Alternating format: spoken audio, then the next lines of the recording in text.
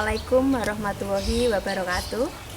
Yang terhormat Ibu dan Bapak Penguji UKIN PPG dalam jabatan Angkatan 3 tahun 2023. Perkenalkan, nama saya Naning Asmorowati, mahasiswa PPG dalam jabatan Angkatan 3 LPTK Universitas Islam Sultan Agung Semarang dengan NIM 244 023 00110. Pada hari ini, Rabu 6 Maret 2024, akan melaksanakan video pembelajaran UKIN di kelas 7 dengan model pembelajaran PBL. Untuk itu, Ibu dan Bapak penguji dimohon saran dan kritik agar pembelajaran ke depan lebih baik lagi. Terima kasih.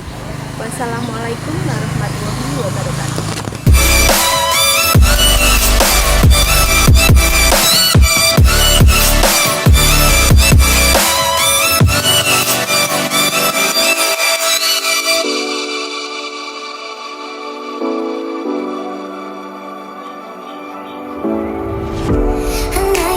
It's not okay, whatever, can I walk away, oh yeah, I can still see your face, so tell me what to do, cause I can't find a way, I love you too, don't love me back, I can sing this feeling inside my mind, baby please just tell me if I'm fine, cause I don't know why, you're stuck in my heart, baby, could be my best bud, pull up, you're fake, but and I feel good, when you walk around, baby, just do.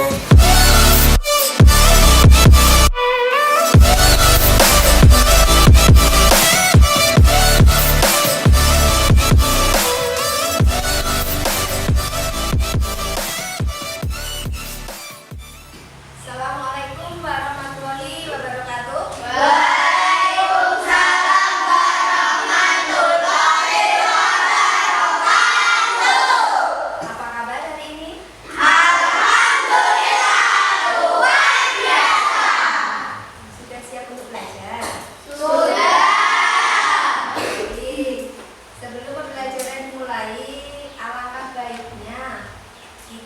Berdoa terlebih dahulu.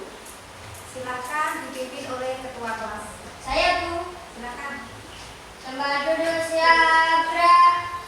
Berdoa mulai.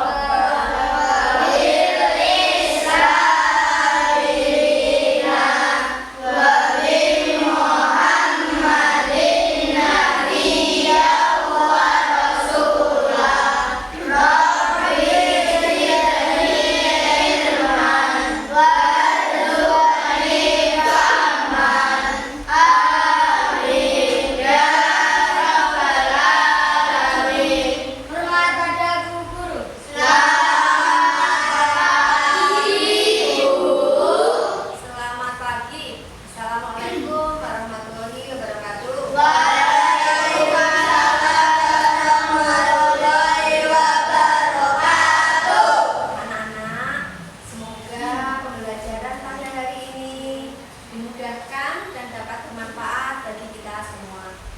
Sebelumnya akan Ibu absen terlebih dahulu ya.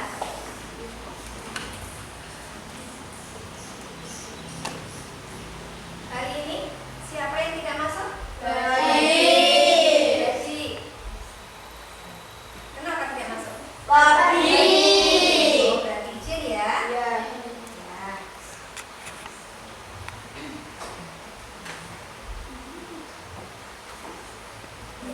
Agar pembelajaran hari ini lebih semangat lagi, mari kita menyanyikan lagu wajib nasional.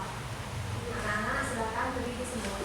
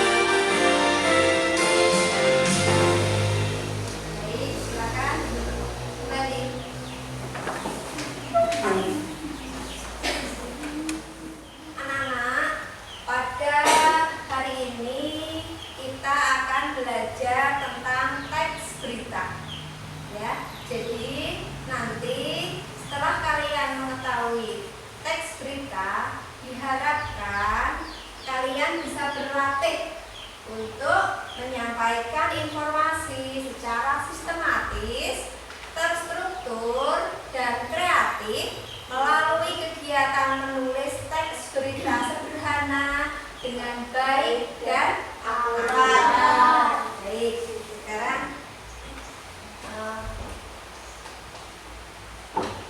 Ibu akan memutarkan video.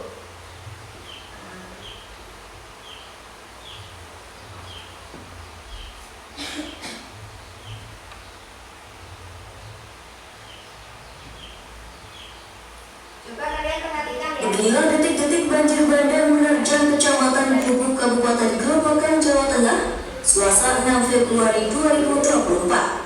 Banjir ini diakibatkan jebolnya tanggul Sungai Tuntang pada Senin malam karena curah hujan yang tinggi. Insiden tersebut membuat aliran air dari Sungai Tuntang melimpah ruah ke jalan raya hingga mengganggu aktivitas warga. Derasnya aliran banjir juga membuat akses jalan Semarang Grobogan di ruas Gubuk tak bisa dilalui kendaraan sebab ketinggian air mencapai lebih dari 50 cm. Selain itu, banjir juga mengakibatkan ratusan rumah di 12 kecamatan di Grobogan tergenang dan membuat warga terpaksa mengungsi.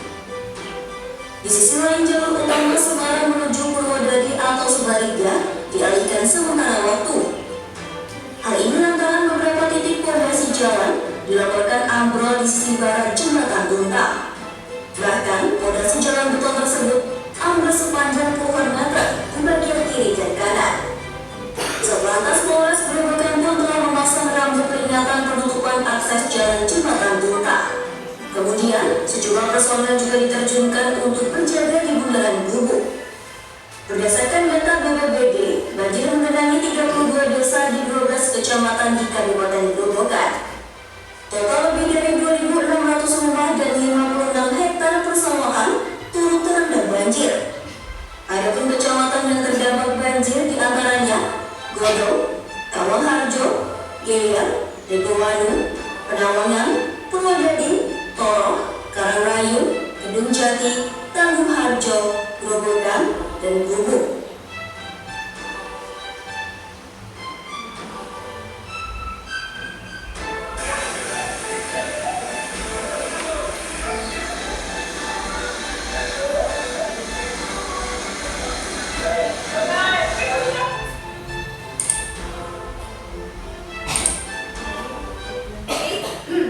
Dari berita yang sudah ditampilkan tadi, apa yang kalian lihat? Kira-kira ada yang tahu penyebabnya apa? Tanggul jebol. Bisa? Bisa, hutan gundul. Apa lagi? Bendung.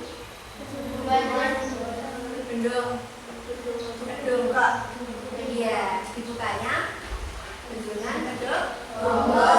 Ya, air tidak cukup menampung.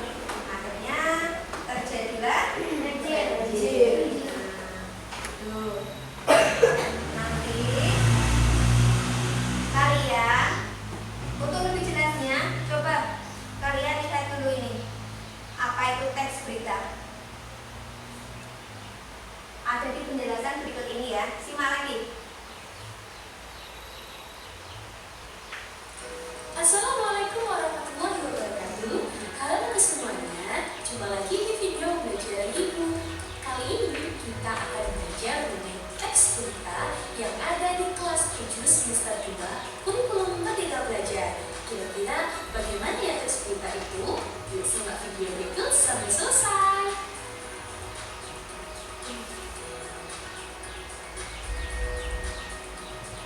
Itu di semester 2 ini untuk kelas 7 adalah teks berita, di mana kita akan mengenal bagaimana itu pengertian dari teks berita, jenis-jenisnya, unsur, kaidah kebahasaan, serta langkah-langkah dalam membuat sebuah berita. Yang pertama,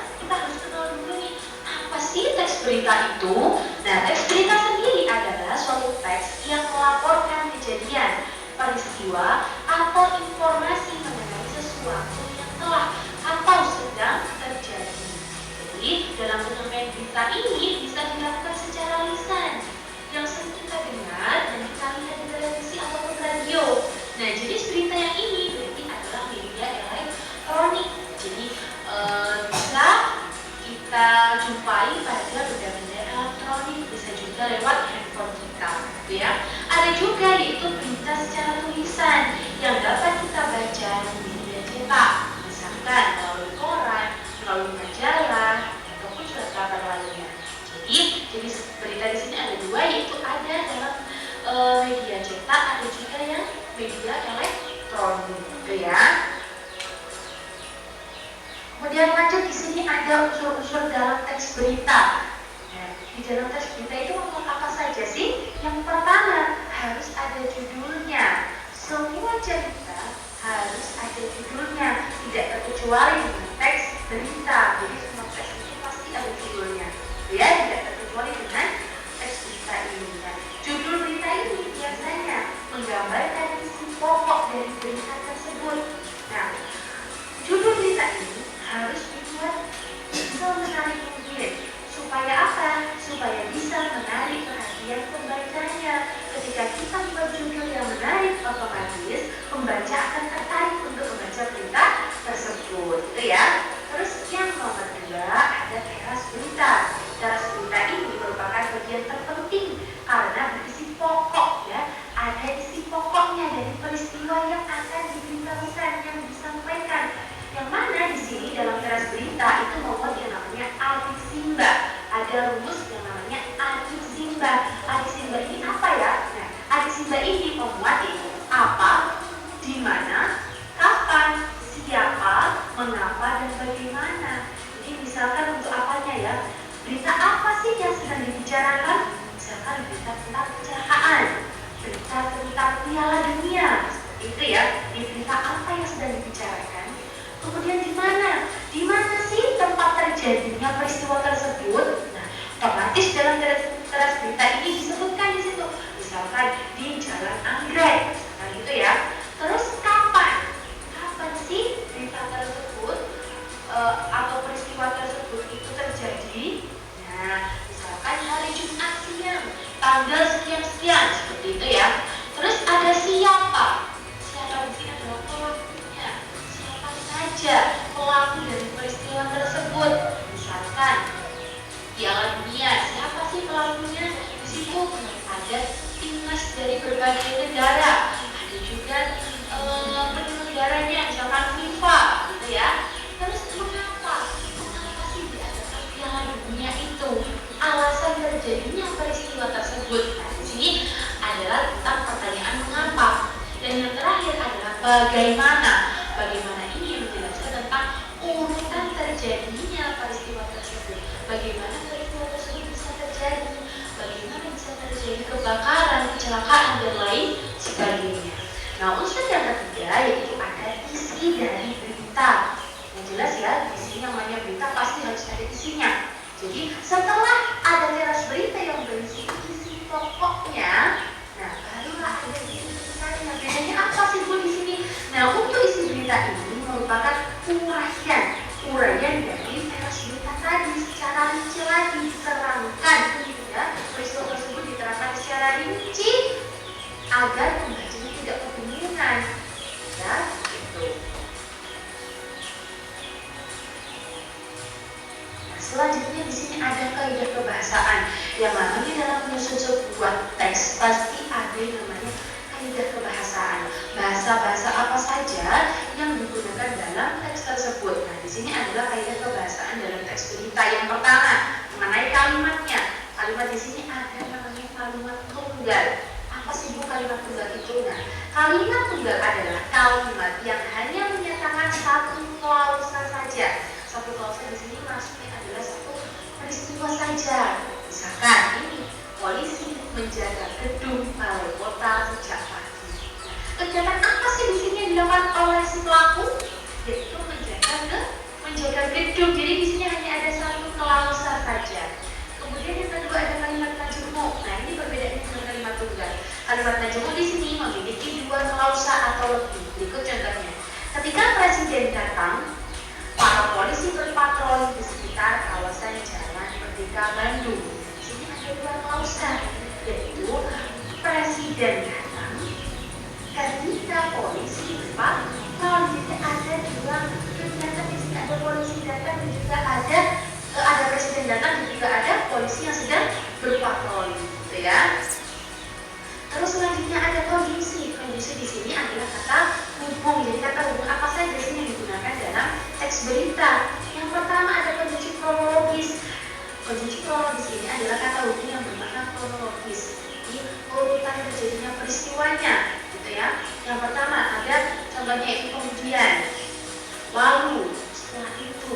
Biasanya di sini digunakan sebagai kata hubung untuk menghubungkan antara peristiwa pertama dengan peristiwa yang selanjutnya, kalimat peristiwa yang pertama dengan kalimat peristiwa yang selanjutnya. Misalkan tentang kebakaran ya, kebakaran terjadi sekitar pukul 7 dini hari.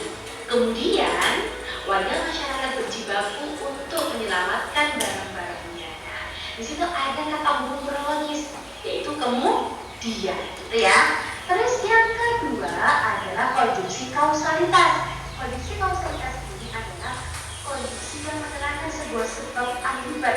Contohnya, karena, oleh sebab itu.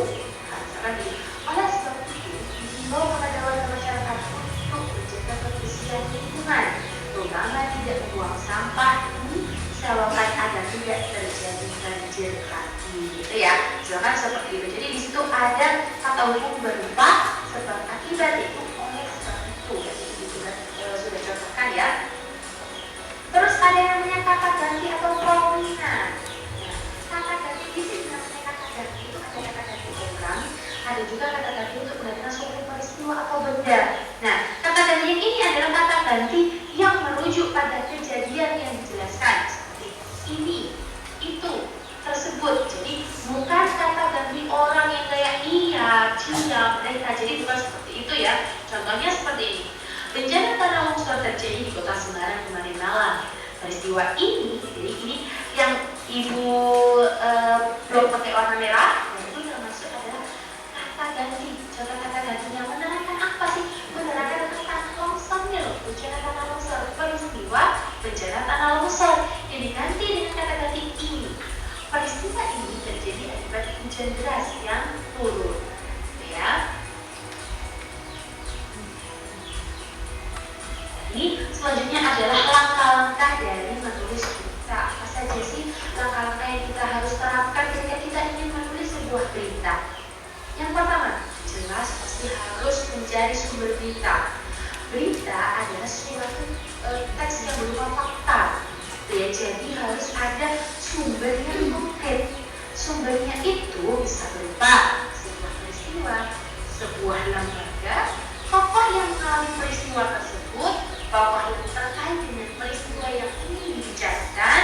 Kemudian ada juga literatur, misalkan ada literatur yang lain, misalnya dari buku ataupun yang lain sebagainya. Jadi ada sebuah bukti nyata di situ, ada peristiwanya, ada yang benar-benar mau diberitakan secara nyata. Jadi bukan cerita yang fiksi. Jadi berita ini berupa non fiksi ya, jadi berupa kisah nyata yang disampaikan seperti yang di televisi itu berupa kejadian yang nyata.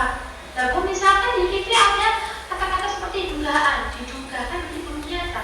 Tidak apa-apa, itu kan suatu pendapat dari penulis beritanya bahwa misalkan penyebab dari peristiwa tersebut masih dalam dugaan. Jadi masih ada penyebab gitu. Tapi artinya kan peristiwa tersebut memang benar-benar terjadi. Kebakaran itu atau kecelakaan itu memang ada pada hari itu, pada di tempat itu, seperti itu ya. Kemudian selanjutnya ada beberapa prasarat. Kalau kita beritanya misalkan di tempat ini, kita harus mengumpulkan fakta dari apa, simbah yang apa, di mana, kapan, siapa, mengapa, bagaimana, itu ya 5W+1H gitu ya. Nah, untuk menyusun daftar pertanyaan, jadi memudahkan kita dalam mengumpulkan data-data yang ingin ditulis dalam sebuah berita tersebut. Jadi kita lebih mudah dengan menyusun daftar pertanyaan terlebih dahulu, data apa saja yang ingin kita dapatkan.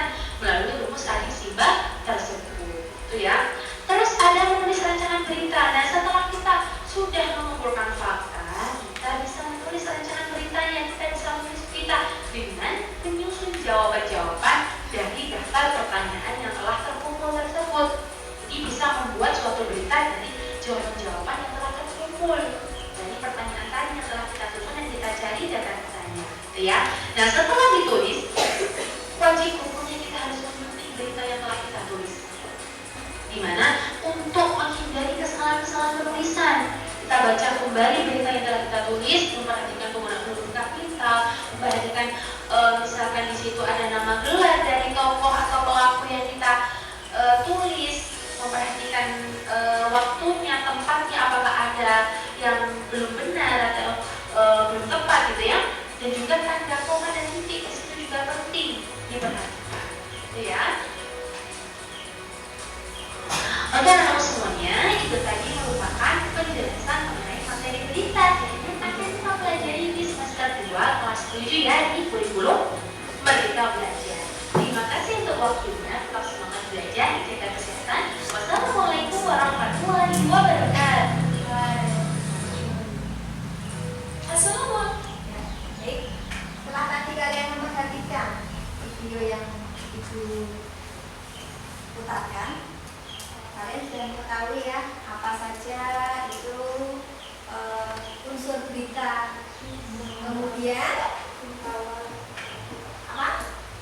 Kaidah kebahasaan dan tentu saja langkah-langkah dalam menulis berita. Sekarang kita biar tidak ngantuk ya. Tepuk semangat.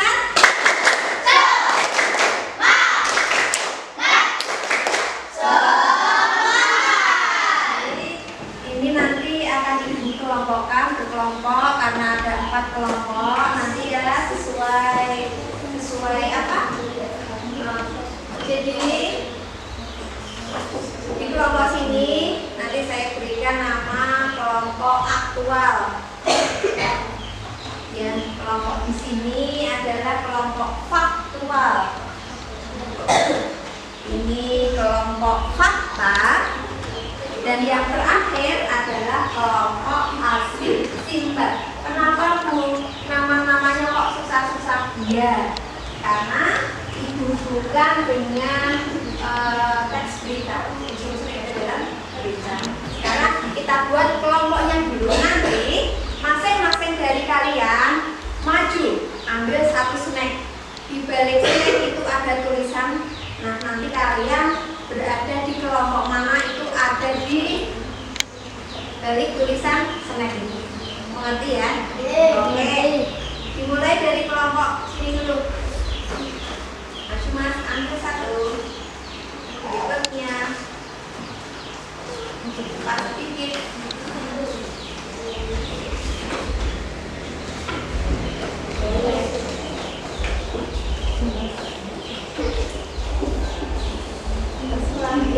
Silakan. Masih tekan.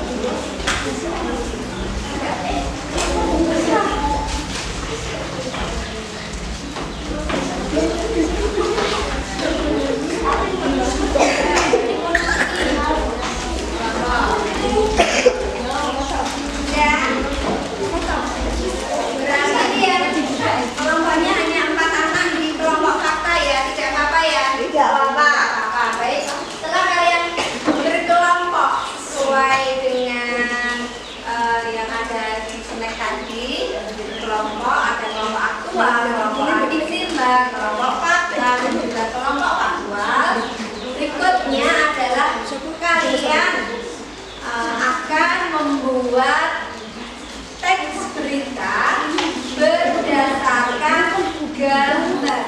Ya, sekarang coba perhatikan.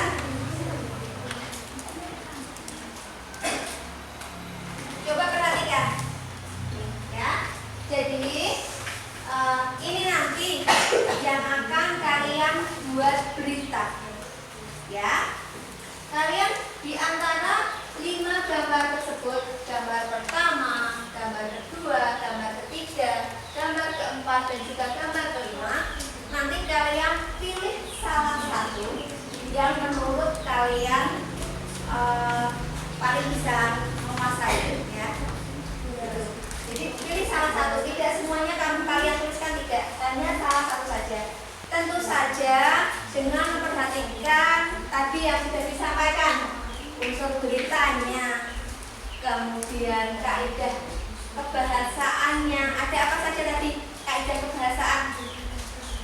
Diperhatikan, ya. Dan yang terakhir adalah langkah-langkah dalam menulis berita. Ya, sudah siap ya? Siap.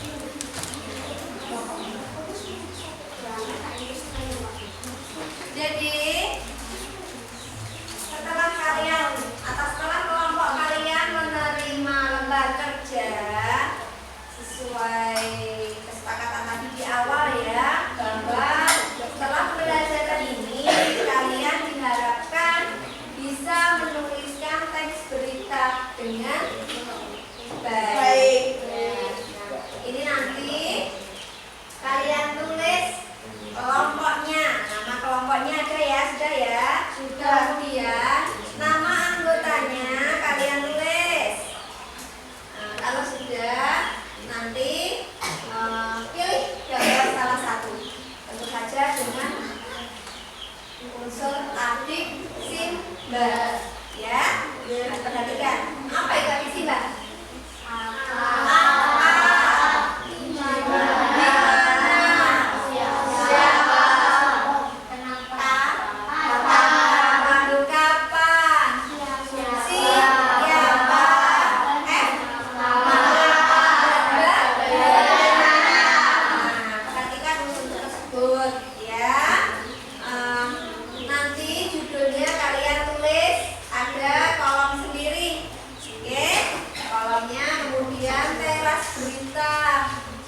Ditulis di sini tubuh berita, dan yang terakhir adalah ekor berita. Kalian tadi sudah mencatat ya apa saja langkah-langkah dalam menulis teks berita. Ada yang ditanyakan? Oke, silakan. Makan siapa?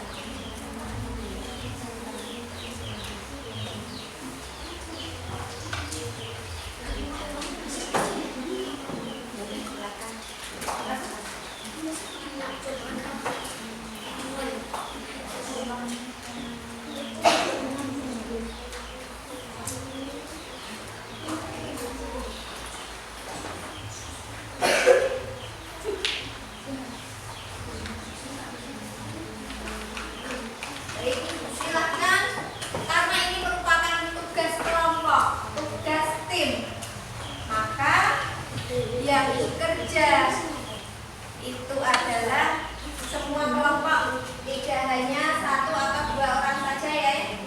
Semuanya ikut andil di dalamnya untuk menyelesaikan teks berita sesuai tujuan di awal, bahwa kalian bisa menulis teks berita dengan benar.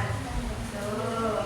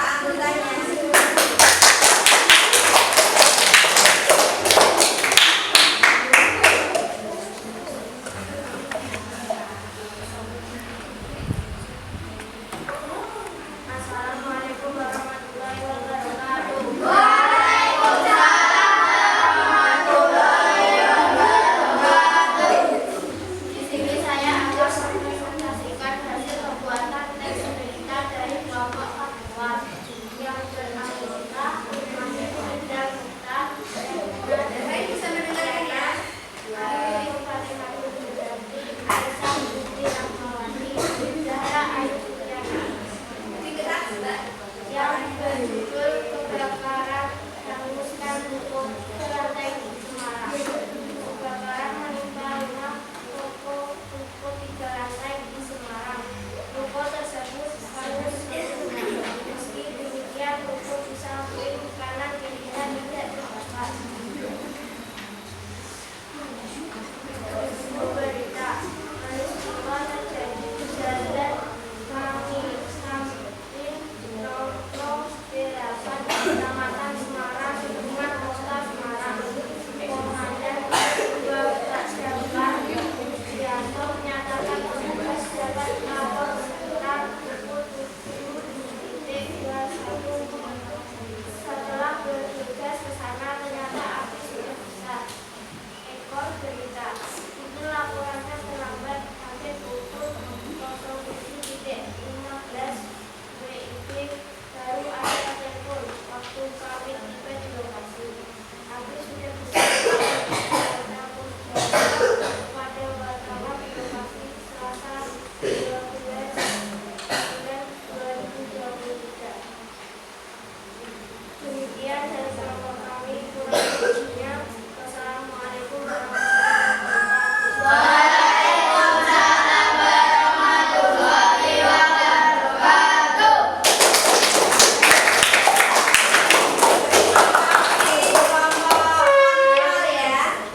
Kelompok yang ketiga, saya Bu. Mana? Fakta dulu apa adik Simba dulu? Fakta dulu, silakan fakta dulu.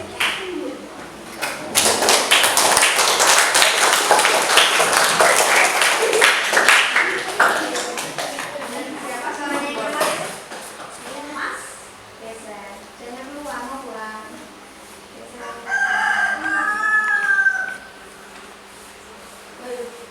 Oh, pakai depan dulu.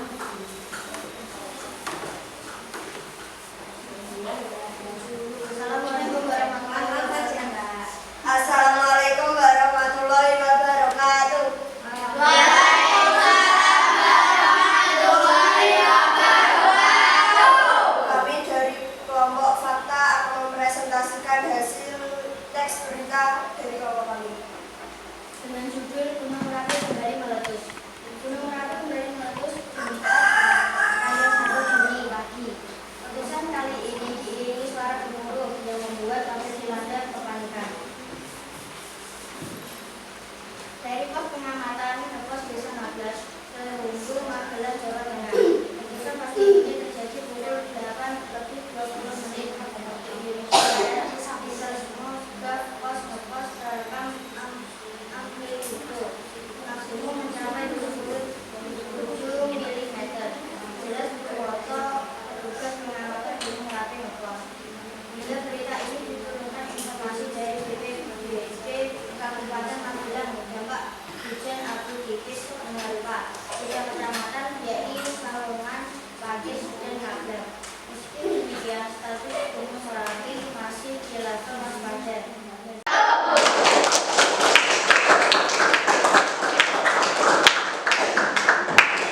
Lagi ya yang belum ya. Kelompok adik Simba silakan. Kelompok yang terakhir.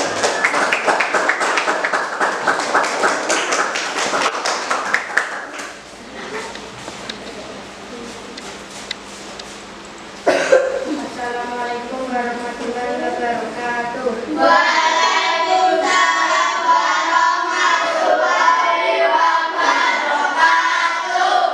Kami dari kelompok Simba akan mempresentasikan hasil diskusi kerja kelompok kami. Kami akan membacakan teks berita dengan judul Sebanyak 33 desa terendam banjir di Kabupaten Grobogan. Teras berita. Kali itu dibeberkan Kepala Pusat Data, Informasi dan Komunikasi Kebencanaan kepada awak media. Selasa 6 Februari 2024. Banjir besar kali ini dipicu oleh intensitas curah hujan tinggi disertai air kiriman dari hulu.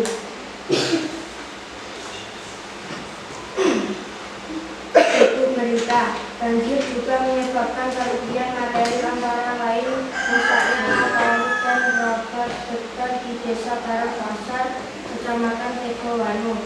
seluas 56 lahan persawahan ikut terdampak banjir.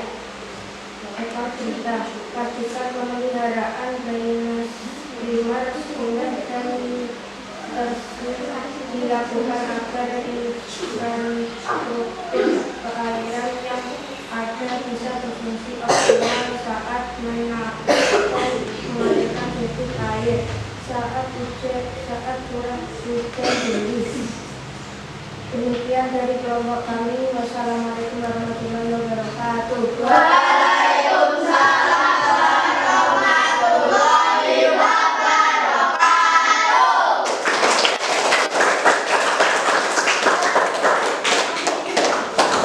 Jadi dari penampilan keempat kelompok ditanggapi ya, atau mungkin ada mau yang menanggapi kelompok lain, kelompok faktual mungkin akan menanggapi kelompok aksingan, kelompok fakta akan menanggapi kelompok faktual.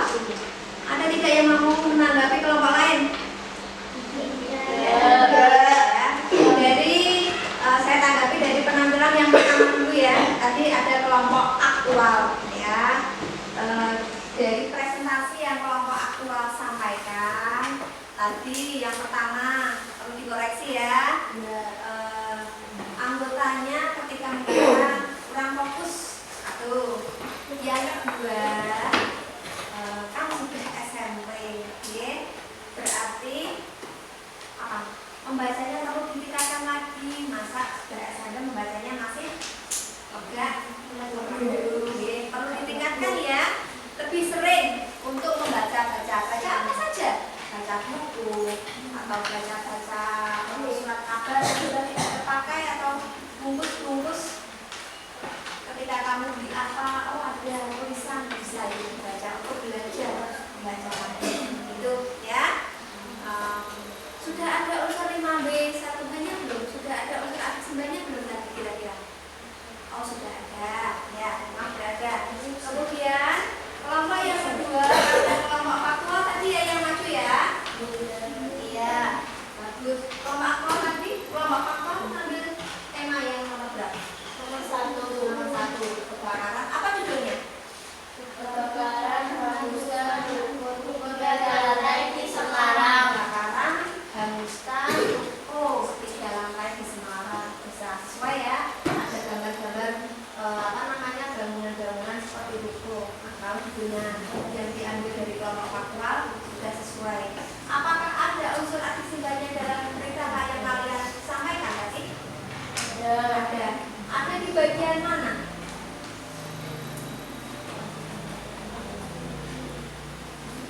Ada di bagian mana? Oh iya, oke. Kemudian kelompok yang ketiga tadi fakta dulu, kelompok fakta. Kelompok fakta mengambil tema yang nomor berapa Mbak? 3. Nomor 3 berarti gunung meletus. Apa kira-kira judul yang pas untuk gambar ini? Nomor 3. Gunung Merapi kembali meletus. Iya ya, Gunung Merapi kembali meletus. Baru saja beberapa hari yang lalu kalau tidak salah baru kemarin ya. Nah itu ada unsur aksimbannya tidak Mbak pada berita yang kamu tulis tadi? Ada di bagian mana? Di keras berita kah? Di tubuh berita kah? Atau di ekor berita? Di mana? Oke. Dan yang terakhir pembacanya sudah lancar seperti rel kereta api lancar tanpa hambatan. Perlu dicontoh kelompok aktual ya, atau kelompok fakta. Biasanya seperti naik kendaraan di jalan kereta, naik kendaraan di jalan atau naik kereta lancar tanpa hambatan. Dan yang terakhir adalah dari kelompok adiksi Mbak. Tadi mengambil tema atau materi yang nomor berapa Mbak? Nomor 2 tentang banjir. Kira-kira judul yang tepat dari gambar nomor 2 ini apa? Sebanyak 33 desa terendam banjir di Kabupaten Grobogan. Sebanyak 33 desa terendam banjir di Kabupaten Grobogan.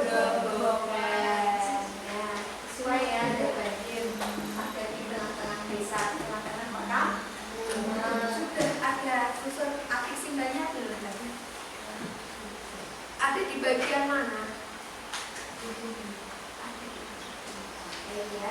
membacanya juga sudah lancar. Dari penampilan ya, 4 kelompok saya akui sudah bagus semua. Jadi tujuan pembelajaran kita di awal, kalian bisa menuliskan teks berita dengan baik, sudah bisa ya. Akan tetapi masih tetap ada perbaikan ya.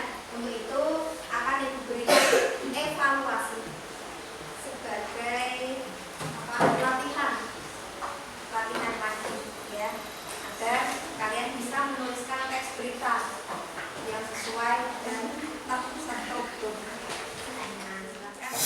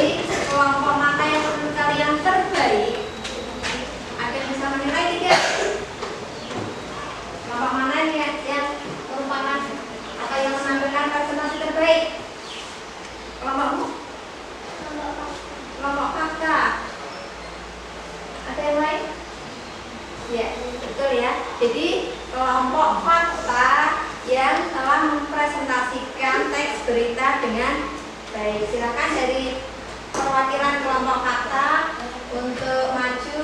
Itu punya buat sekalian.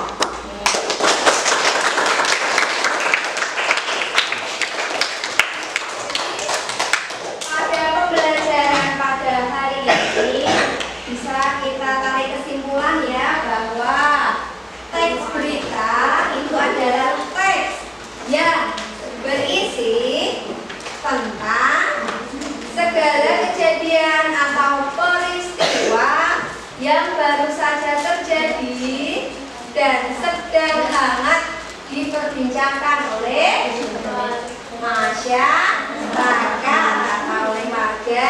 Dan yang kedua, kesimpulan yang kedua bahwa unsur-unsur teks berita meliputi unsur apa?